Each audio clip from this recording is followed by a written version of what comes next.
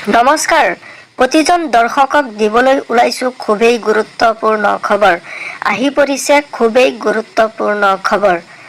আয়ুষ্মান ভাৰত প্ৰধানমন্ত্ৰী জন আৰোগ্য যোজনাৰ অধীনত দৰিদ্ৰ লোকক আয়ুষ্মান কাৰ্ড প্ৰদানৰ প্ৰক্ৰিয়াত ৰাজ্যৰ কোনো ঠাইত ব্যাপক দুৰ্নীতি সংঘটিত হোৱা বুলি উত্থাপিত অভিযোগ অসম চৰকাৰৰ দৃষ্টিগোচৰ হৈছে এই সন্দৰ্ভত দায়িত্ব লাভ কৰা সংশ্লিষ্ট কোম্পানীয়ে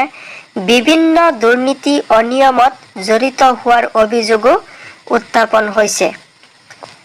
চৰকাৰে লাভ কৰিছে হেয়ে আয়ুষ্মান কাৰ্ড প্ৰদানৰ দায়িত্ব প্ৰদান কৰা তিনিওটা কোম্পানীক এই দায়িত্বৰ পৰা ক্ৰমান্বয়ে তৎকালীনভাৱে অব্যাহতি দিবলৈ মুখ্যমন্ত্ৰী হিমন্ত বিশ্ব শৰ্মাই স্বাস্থ্য বিভাগলৈ কঠোৰ নিৰ্দেশ জাৰি কৰিছে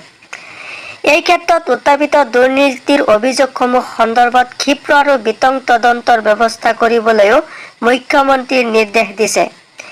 এক বিবৃতিত ৰাজ্য চৰকাৰে স্পষ্ট কৰি দিয়ে যে কোনো কোম্পানীৰ জৰিয়তে নহয় ৰাজ্য চৰকাৰে নিজা ব্যৱস্থাৰে পোনপটীয়াকৈ ৰাজ্যৰ দৰিদ্ৰ লোকসকলক আয়ুষ্মান কাৰ্ড প্ৰদান কৰিব কোনো ধৰণৰ মধ্যভোগীৰ অস্তিত্ব সহ্য কৰা নহ'ব বুলিও বিবৃতিটোত সতৰ্ক কৰি দিয়া হয় আনহাতে এই সন্দৰ্ভত দুৰ্নীতি অনিয়মত লিপ্ত হোৱা যিকোনো ব্যক্তি তথা প্ৰতিষ্ঠানৰ বিৰুদ্ধে গোচৰ পঞ্জীয়ন কৰি কঠোৰ ব্যৱস্থা গ্ৰহণ কৰিব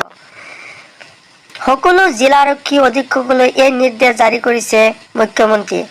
বুঢ়াচাপৰিৰ বাগাটোপত উচ্ছেদিত ৰাজ্যৰ উত্তপ্ত পৰিস্থিতি আৰক্ষী অৰ্ধসামৰিক বাহিনীৰ লাঠিচাৰ্জ বুঢ়াচাপৰিৰ অভয়াৰণ্যৰ বাগাটাপু চৰত বুধবাৰে উচ্ছেদিতৰ অবাঞ্ছিত উত্তাল পৰিস্থিতিত আৰক্ষীয়ে ৰাজ্যত ছত্ৰভংগ দিবৰ বাবে উত্তপ্ত পৰিস্থিতি নিয়ন্ত্ৰণ কৰিবলৈ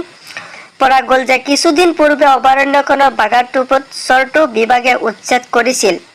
সেই বাগাটোপ থকা এখন LP স্কুল উচ্ছেদ কৰিছিল উক্ত বিদ্যালয় প্ৰাংগণত বুধবাৰে বন বিভাগে এটা শিবিৰ নিৰ্মাণ কৰিবলৈ বনকৰ্মী উপস্থিত হৈছিল